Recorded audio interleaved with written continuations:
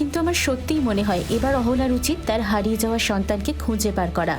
এয়ারপোর্টে সম্পূর্ণ অপরিচিত মানুষদের এসব আলোচনা শুনে অহনা যেন তার হারানো মনোবল আবার ফিরে পেল। সাহসিকতার সঙ্গে অবশেষে অহনা সিদ্ধান্ত নিল সে তার অতীতের সম্মুখীন হবে, ভয়কে জয় করবেই। ইতিমধ্যেই তার ফোন বেজে ওঠে। অহনা দেখে তার বাবা কল করছে।